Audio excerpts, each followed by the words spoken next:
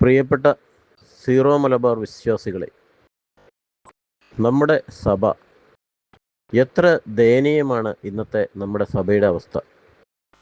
നമുക്കൊരു പൈതൃകം ഉണ്ടായിരുന്നു, നമുക്കൊരു കുർബാന ക്രമം ഇല്ലായിരുന്നു.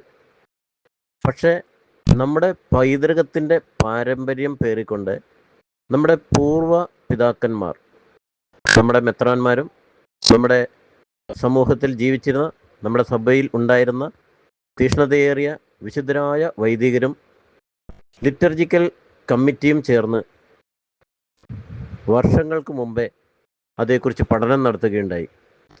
അപ്രകാരം രൂപം കൊണ്ടതാണ് സീറോ മലബാർ സഭയുടെ ഏകീകൃത വിശുദ്ധ കുർബാന. ലോകമെമ്പാടുമുള്ള സീറോ മലബാർ സഭയിലെ വിശ്വാസികൾ ഒരേ ക്രമത്തിൽ ഒരേപോലെ ദൈവത്തെ ആരാധിക്കുക എന്നത് ദൈവത്തിൻ്റെ പോലും സ്വപ്നമായിരുന്നു എന്ന് വേണം കരുതാൻ.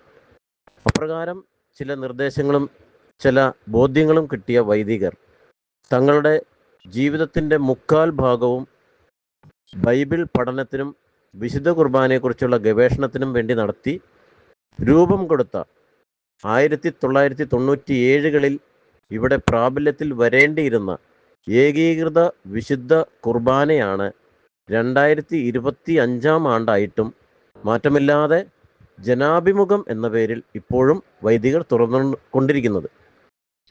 ഇതിന് മാറ്റമുണ്ടാകാൻ വേണ്ടി കർദിനാൾ ആലഞ്ചേരി പിതാവ് 2022 നവംബർ മാസത്തിൽ, കൃത്യമായി പറഞ്ഞാൽ നവംബർ 27 ബസലിക്കയിൽ ഏകീകൃത വിശുദ്ധ കുർബാന അർപ്പിക്കണമെന്നും അന്നത്തെ അപ്പസ്തോലിക് അഡ്മിനിസ്ട്രേറ്റർ ആയിരുന്ന മാർ ആൻഡ്രൂസ് താഴ്ത്ത് പിതാവ് ഇവിടെ വന്ന് ബലിയർപ്പിക്കുമെന്നും പിന്നെ അതേ തുടർന്ന് സീറോ മലബാർ സഭ ആകമാനം ലോകമെമ്പാടുമുള്ള സീറോ മലബാർ സഭയിൽ ഈ ഒരു കുർബാനക്രമം മാത്രമേ നിലവിലുണ്ടാവുകയെന്നും വിശ്വാസികൾ സ്വമേധയാ ധരിച്ചുപോയി. കാരണം അന്നു തൊട്ട് ഇന്ന് വരെയുള്ള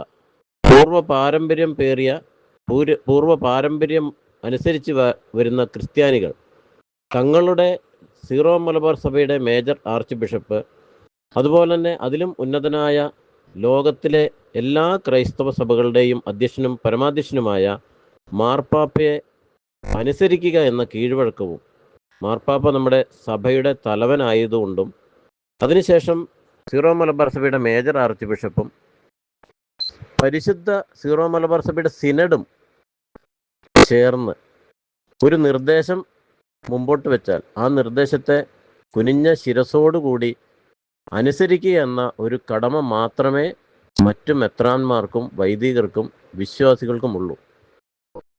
എന്നിരിക്കെ എറണാകുളം അങ്കമാലി അതിരൂപതയിൽ 10-15 വൈദികർ ചേർന്ന് ഗൂഢാലോചന നടത്തി ഈ രൂപത അതിസമ്പന്നമാണെന്നും ഇതിലെ വരുമാനം പങ്കിടാനോ അല്ലെങ്കിൽ മറ്റ് ഇടവകളിലേക്കോ രൂപതകളിലേക്കോ മറ്റ് വ്യക്തികളോ കൈകാര്യം ചെയ്യാൻ പാടില്ല, മറ്റ് രൂപതകളിലെ മെത്രാന്മാരോ വൈദികരോ ഇവിടെ കയറാൻ പോലും പാടില്ല എന്ന ഒരു ദുർവാശി കാണിക്കുകയും അപ്രകാരം മേജർ ആർച്ച് ബിഷപ്പിനെ പോലും അനുസരിക്കാതെ അദ്ദേഹം ചങ്ങനാശ്ശേരിക്കാരനായതുകൊണ്ടും അദ്ദേഹം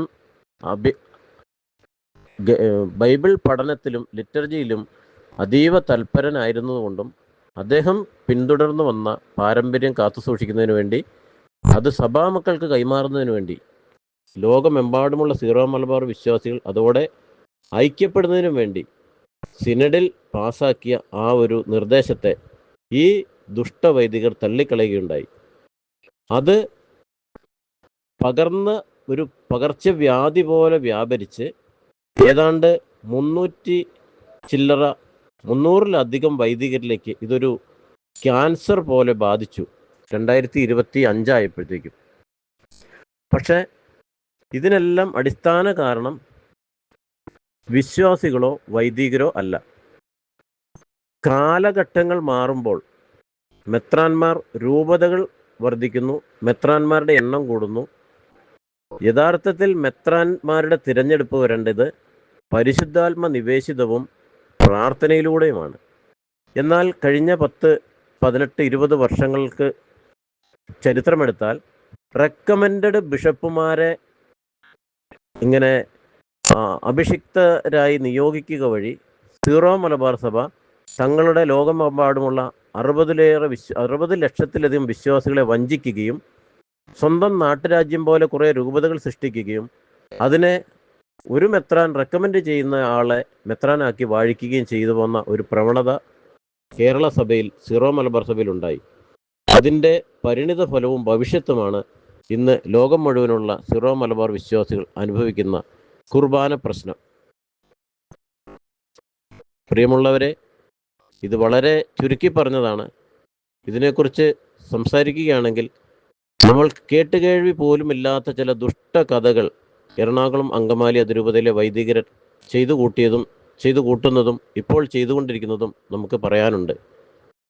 ഏറ്റവും അടുത്ത ഒരു വിഷയമാണ് ഞാൻ നിങ്ങളുടെ ശ്രദ്ധയിൽപ്പെടുത്തുന്നത്.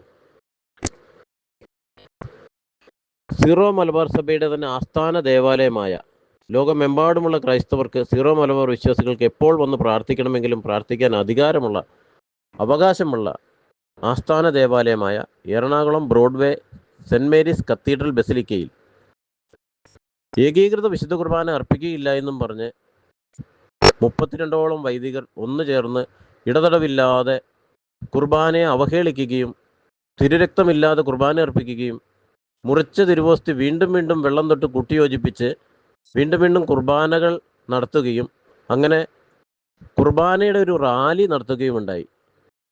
2022 ഇപ്രകാരം ഡിസംബർ 23 ഇതിങ്ങനെ തനിയാവർത്തനം പോലെ കുർബാനയുടെ റാലി ഇവർ നടത്തിയപ്പോൾ സഭാസ്നേഹികളും ക്രിസ്തു വിശ്വാസികളും ദൈവസ്നേഹികളുമായ ഒരുപറ്റം ബസിലിക്കയിലെ ഇടവക ജനങ്ങളും രൂപതയിലെ ചില പ്രാർത്ഥനാ നിർഭരരായ വ്യക്തികളും ചേർന്ന് ആ കുർബാന നടത്താൻ പാടില്ല എന്ന് പറയുകയും അത് തടയുകയും ചെയ്തു.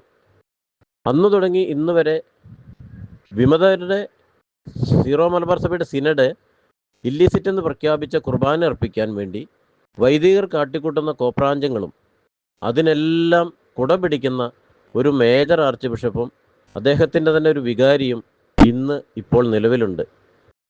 ഇങ്ങനെ സഭാവിരുദ്ധമായ കാര്യങ്ങൾ അടിച്ചേൽപ്പിക്കാൻ വേണ്ടി ക്രിസ്തു അർപ്പിച്ച ഒരു ബലി, ഏകബലി, വേദപാഠ ക്ലാസ്സുകളിൽ നമ്മൾ പറയുന്നത് പോലെ കാൽവരി ബലിയിലെ അതേ തനിയാവർത്തനമാണ് അൾത്താരയിൽ നടക്കുക എന്ന് പറഞ്ഞ് ഘോരം അൾത്താരയിലും വചനപീഠത്തിലും പ്രസംഗപീഠത്തിലും നിന്ന് പ്രസംഗിക്കുന്ന ധ്യാന ഗുരുക്കന്മാരും അതുപോലെ വൈദികരും മെത്രാന്മാരും കർദിനാൾ പിതാക്കന്മാരും, ഇപ്പോൾ ഓൾറെഡി 2 കർദിനാൾ പിതാക്കന്മാരുള്ളതുകൊണ്ടാണ് കർദിനാൾ പിതാക്കന്മാരെന്ന് പറഞ്ഞത്.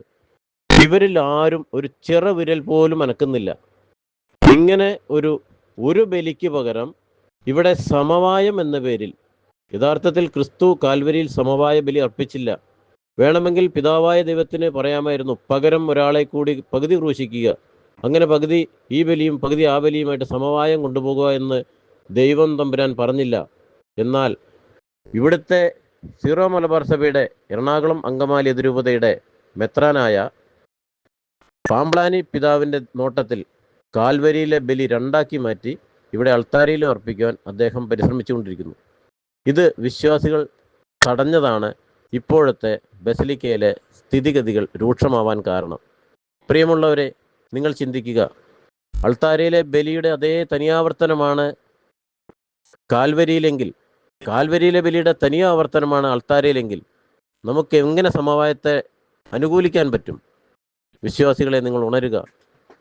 ഈ പ്രതിസന്ധിക്ക് കാരണമായ പിതാക്കന്മാർ രാജിവെച്ച് പോകുന്നതുവരെ ബസിലിക്കയിലേക്ക് നിങ്ങൾ കടന്നു വരിക. ബസിലിക്ക ജനങ്ങളെ കൊണ്ട് നിറയട്ടെ, ദൈവസ്നേഹം കൊണ്ട് നിറയട്ടെ, ദൈവഭക്തി കൊണ്ട് നിറയട്ടെ.